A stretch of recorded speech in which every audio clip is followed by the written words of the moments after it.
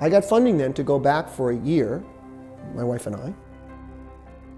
When I first went in 2003, when we landed at the airport, there are huge billboards advertising all the kinds of stuff that the people who have money would want to buy. Cars, jewels, houses, condominiums, travel, you know, regular stuff.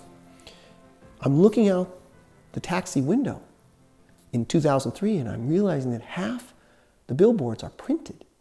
That is, with a computer. They're printouts like we have here. They're not painted. Half are still painted. But I get this pit in my stomach that, whoa, I better do this fast because things are going to move.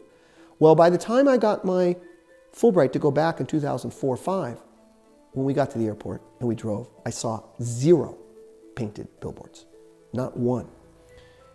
So my project took yet another twist. The billboard painters were all put out of work. The advent of digital printing changed billboards throughout India. Hand-painted signs were replaced by the more economical vinyl sheets, produced using large inkjet printers.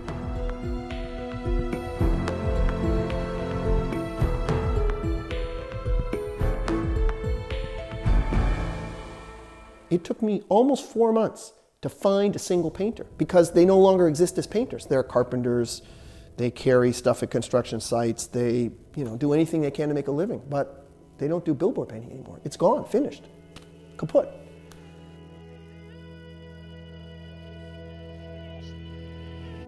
Fels and the sign painters depict the inkjet printer as a multi-armed god positioned to squash the Indian painter at work.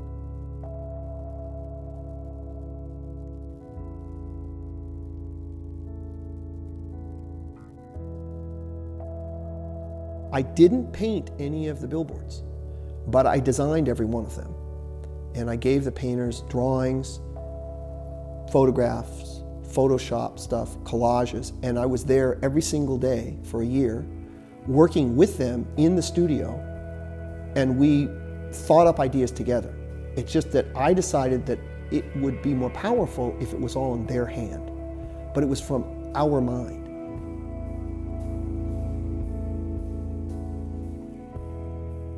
So that made it more difficult for me, but at the same time, it made it more resonant because I was using guys to paint about their own demise.